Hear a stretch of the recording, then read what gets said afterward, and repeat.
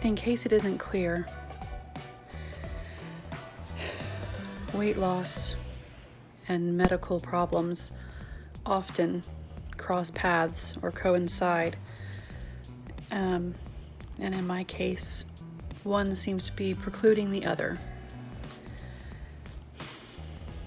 So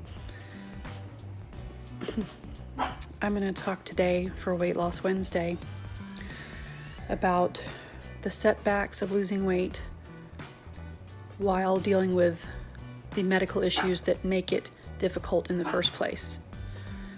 Everybody's weight loss struggle and story is a little different because it's personal, but I'm sure that a lot of people would be able to relate. They can't jog because they broke their foot a while back and now they can't run like that, or whatever the case is. Since I have no reason to presume that anything that I look like in this matter would be really cool, I don't mind being open and vulnerable to make other people know that they're not alone. Nothing I could do could fool anyone into thinking that I'm not overweight or that I don't have medical problems, so there's no need, in my opinion, to pretend like there's something different going on. So first of all, someone's gonna knock on the door. So do you think that I should feel embarrassed about what I'm gonna show them? What do you think? I don't think so either. At this point, what have we got to lose, right? Yeah. Say hi, Eleanor. Say, they're doing the floors in our hall and they're making noise and I want to bark at them. Right?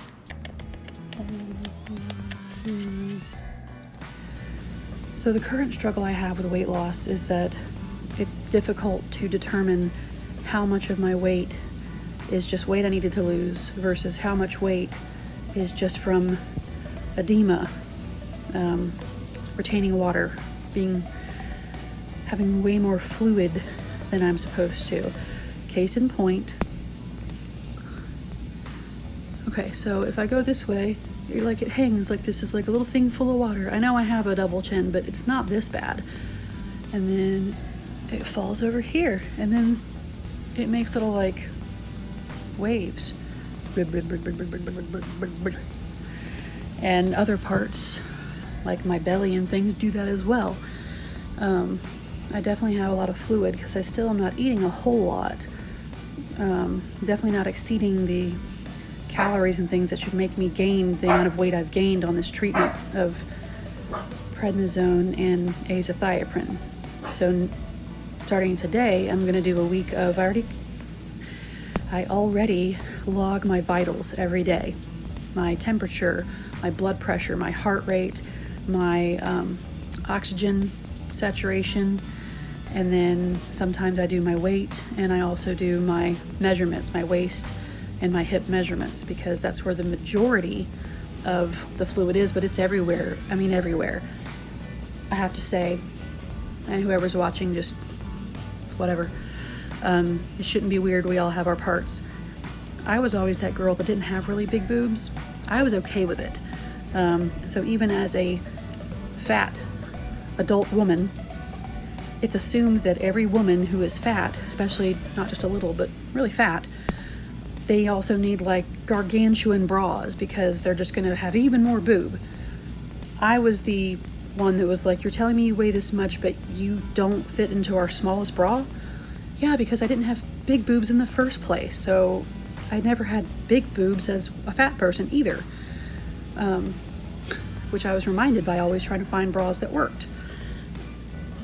And when you have edema that's in your whole body, it affects legs, hip, waist, arms, boobs.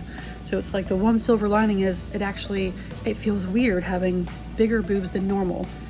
I don't like it. I really don't like it. So I'm really getting all kinds of raw and sharing with you guys. But why not? I mean, what's going to happen? Someone's going to realize I'm fat? Someone's going to realize I'm sick? I don't think anybody needs help with those things, especially not me.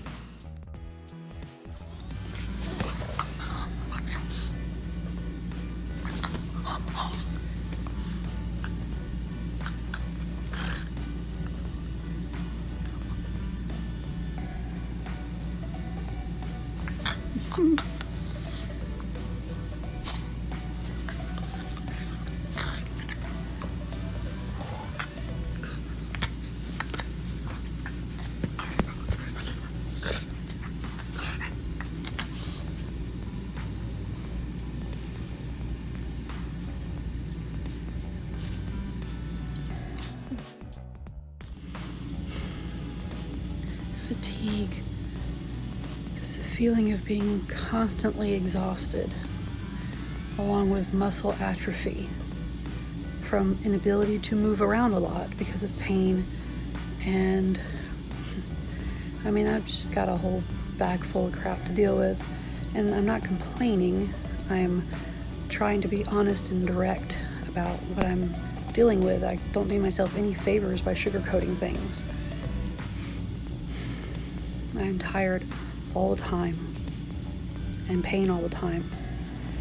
And I do try to move around as much as I can. And I did try to walk down our hall and back. It's about 40 to 60 feet from my door to the elevator, and then the same amount back. And this is how that went.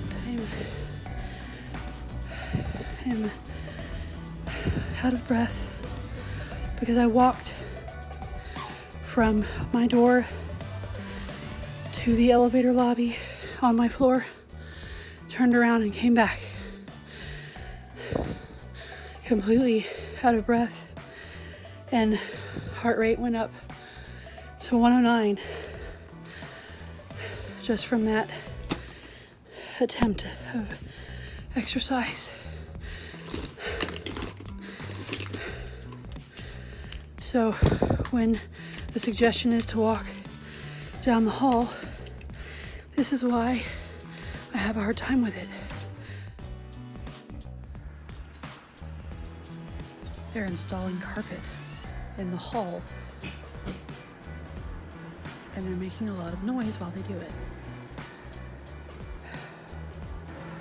Okay, so basically, I'm just starting to log my food today because I want to see, I'm going to eat what I normally do based on how I feel. And then at the end of the day, I'm going to see what that all adds up to. And so from today until next Wednesday for Weight Loss Wednesday again, I'm going to do this every day. So I'll take my weight and everything like I do, my measurements, and then I'll be logging all my foods and then being able to give you guys, here's what happens to me in a week. And I'm also going to try and do, Eleanor, stop. Trying to do some very low impact exercise, not even as far as walking down the hall, but modified push-ups while standing against a wall. I'll try sit-ups, but I don't think I'll be able to do that. And just doing kind of the mimic of weightlifting, like working out without like do this how many times. There should be a dumbbell in my hand or something, but starting with nothing so that I could actually do it. So this one is not so much a progress as it is a reset of attempting weight loss by being a little more clear about what I do every day and That means tracking things when it doesn't actually, when I can't focus on weight loss because I have pain or because I have nausea or whatever the case is. So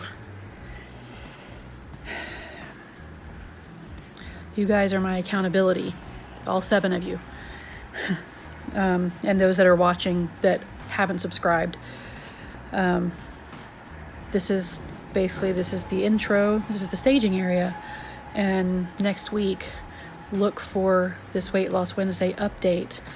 I'll have video of my exercise attempts. I'll go over the food information and why in a certain day I might have eaten something, especially if it's not something that would serve me. So this is my commitment to myself, to my wife, and to anyone watching. I have had a really hard time lately with depression. Stop it, Eleanor. Someone's working on the hall, and so now she's barking at everything.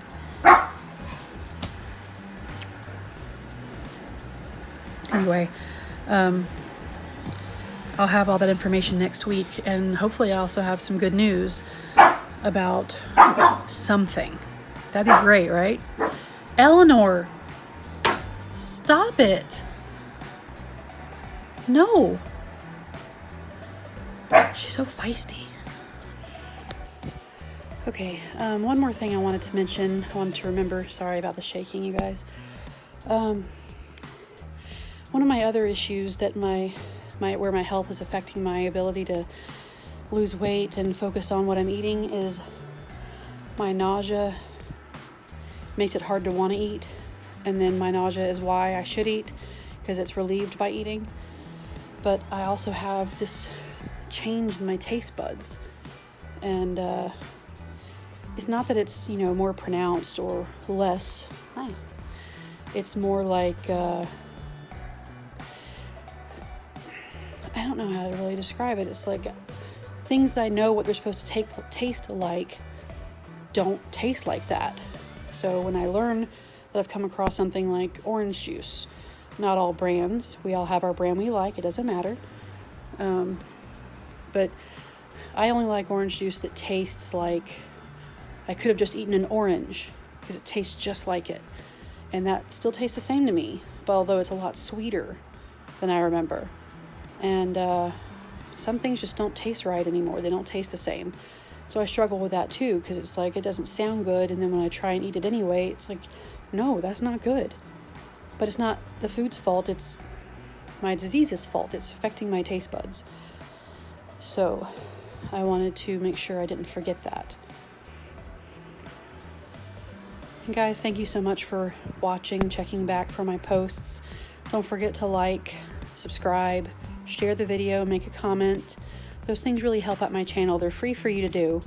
And if you're on your mobile device and it's not convenient for you to do all of that, I understand. But there are like buttons, and there are comment areas on the phone too, if you feel led.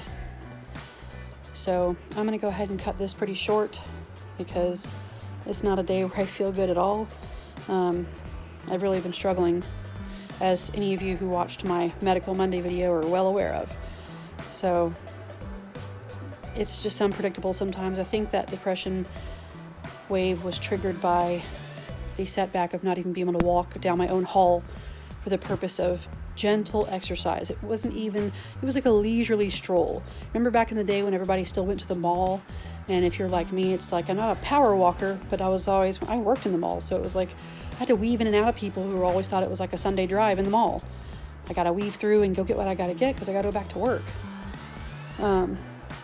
So I don't know where I was going with that at all.